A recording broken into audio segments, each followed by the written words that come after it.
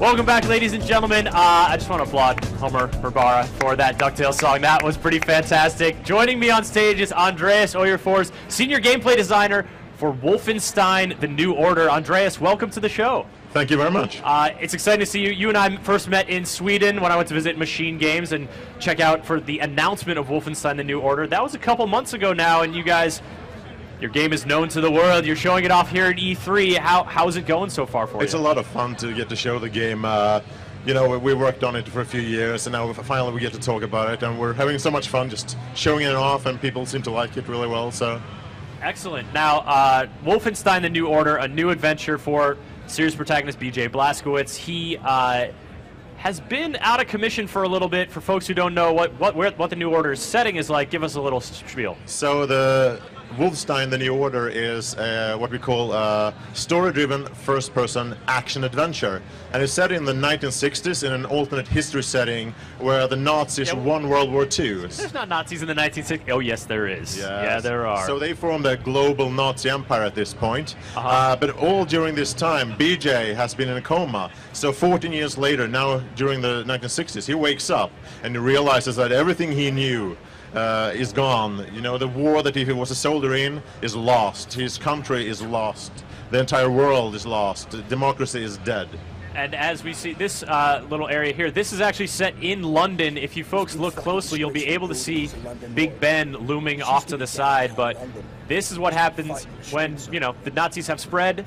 They have set up their own landmarks in major European cities. They've remade the world.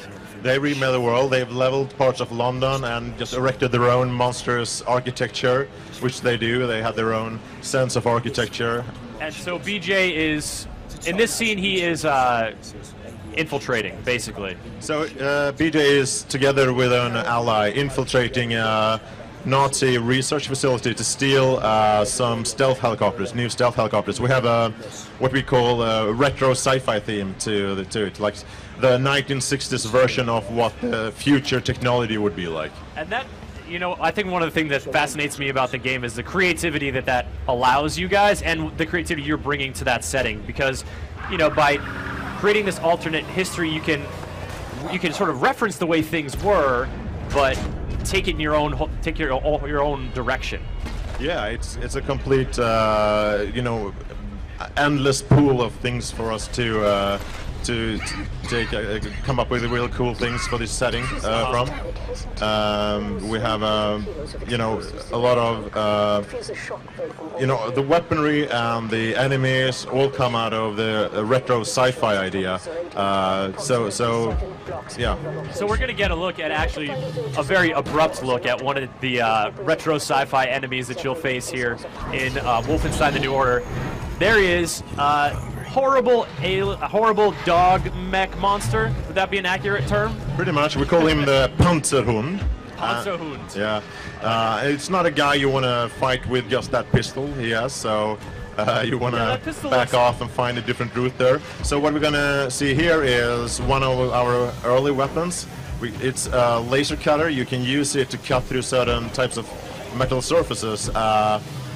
So in this case, it's just another way to progress, and you can find different routes throughout the levels by using that to open up new routes. But it's also something you can use tactically in combat by, for example, hiding behind a cover and cutting a hole through your own cover and basically shoot through your own cover while you're still in hiding.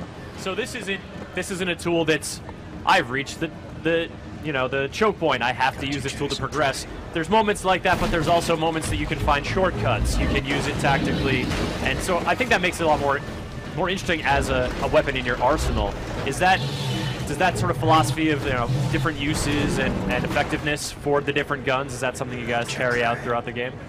So our game is an action adventure, so we have the intense immersive action bit, but the adventure aspect of it includes a lot of, you know, puzzling. For I'm blowing into this mic. It includes a lot of puzzles where sometimes you get to use the laser cutting ability. So yeah, the laser cutter is something you're going to find upgrades to. You're going to find a new, more powerful laser cutter, which you will be able to find upgrades to throughout the game. And you can take all these upgrades and you can enter it into the laser weapon, and it will change how it works. It will make it more powerful, but also more versatile, so you can use it tactically in different situations, depending on how you want to. You know, one of the goals of our game is to give the player a lot of tools for them to be creative in the combat scenarios, to basically allow them to solve the gameplay problems they encounter in different ways. And one of the, you're going to give them, you know, as many tools as you encounter, that's how many you can hold. This is not a, which gun do I choose, which one do I leave on the ground? BJ can carry all the guns, and he can dual wield most of them, right? He has very large pockets, I guess. Yeah, so you can dual wield most weapons, and my favorite is probably the dual wield of shotguns, which is just crazy carnage whenever you get them. It's ridiculous. Are we going to see a little bit of that a little later on in the demo? I hope so. I think so too. Now this, going head to head with another one of the mech enemies, this one a bipedal one, armed with some weapons on his arms, but BJ's actually trying to take the fight to him, not just avoid it. You will be going head to head with these big mechs. Absolutely, and this one is actually a bit easier than most because it's damaged by the big explosion you had when you entered the building. So it's immobile, but right after this you'll see another one.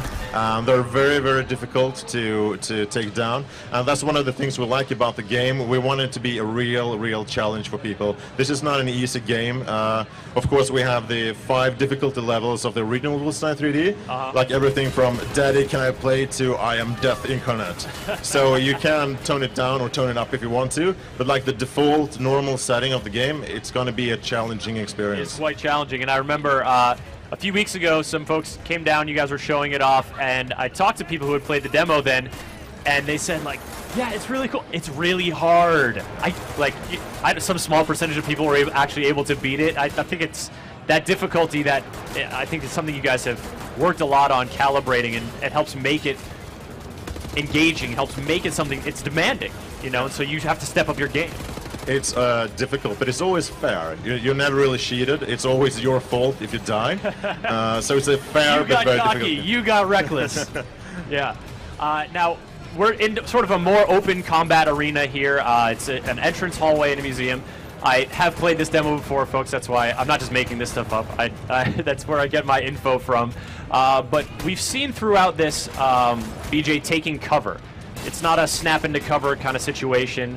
It's the taking cover and moving fairly quickly is a key part of staying alive. You need to move, you need to be agile, and this is not a cover shooter. You have cover functionality, because, you know, when I played Wolfenstein 3D as a kid, I remember wanting to be able to take cover properly behind walls, but you just had to kind of strafe back and forth. Yep. So we have added the ability to use covers properly, sneak behind covers, well, sneak out of covers.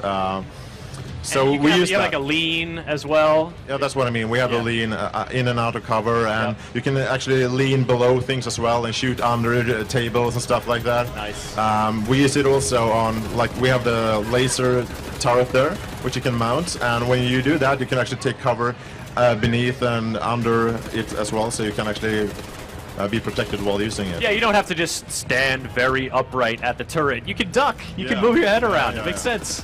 It's very important for us as a studio to create a very physical sense of being in the world, and that's part of it, you know, actually being able to move around the way you think you should be able to move around in the 3D space.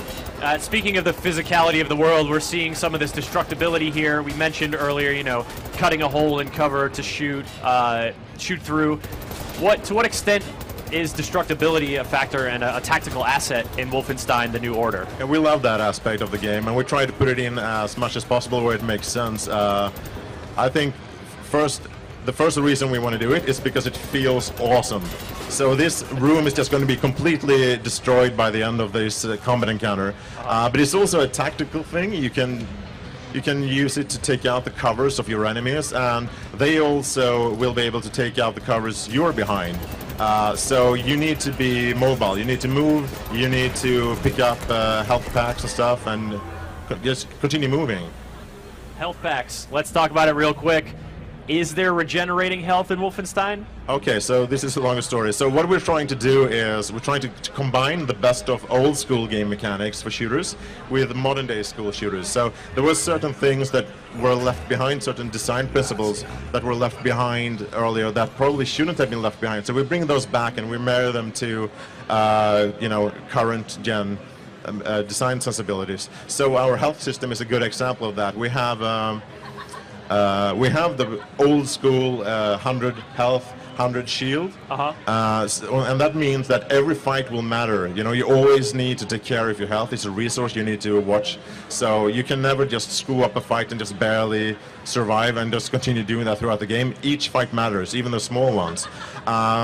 So we've taken a little bit of health regen and added on top of that. So, example, if you after fight just have 5% health, it's going to regen to the next 20. So you always have at least 20 when you move on from a fight. So you're never completely screwed over. You always have a fighting chance. You know, one stray bullet to the knee is not going to destroy you, but you also to the point where you need to move. You need to be cautious because you have that urgency of low health. Yeah, and the enemies will flush you out. They will use grenades. They will flank you. They will find a way to take you out if you're staying behind a cover for too long, if you're hiding in a room. So you need to move, you need to be agile and just keep pushing it. All right, a few quick questions here before we move on. Off Twitter, question for Wolfenstein New Order. If you hadn't played the other ones, will you be able to enjoy the game and story? Of course, yeah. This is so we do build on the earlier games, and we see it as a tribute to the original Wolfenstein 3D. But this is very much its own story. Very much its own story. Will we get a chance to use mechs? Or some similar heavy Nazi? I guess I can say that now. Yeah, you'll be in some kind of war machine in the game. Yeah, excellent. You'll fighting. Keep scaling up and keep getting more and more powerful. It gets crazier and crazier throughout the game. Can you collapse objects onto enemies with the laser cutter? Not currently, no. It's a little short range, the laser cutter. But what I will say is I saw in the next section of that demo there's elevated walkways with glass floors. Yeah. And if you just shoot the glass out the bottom, Nazis fall to their death. Yeah, we just try to implement as many fun ways to kill Nazis as possible. All right, question. How hard is the hardest difficulty, the I am death incarnate? You will cry blood. You will cry blood. That's hard. All right, Andreas, the questions are fast coming, but we're going to get one more in. Just curious about the research you guys did into actual Nazi history to sort of flesh out this alternate universe. Well, in a way, it is its own literary genre. You have books like The Man in the High Castle by Philip K. Dick, which was an inspiration, I think. But we really tried to define our own universe and our own idea of what the world would look like based on what Wolfenstein is and always was. Very cool, Andreas. Wolfenstein: The New Order is looking very good and very difficult, very action-oriented in a shooter. I like those things. When are folks going to get to play it, and on what platforms? Holidays this year. It'll be on PC, Xbox 360 and Xbox One, and PS3 and PS4. Excellent. Andreas, thank you so much for coming on. Thank you. And talking Wolfenstein. Folks, now we're going to head out to the show floor again, and we're going to look on Konami's booth, see what's doing over there. Hopefully there will be more singing.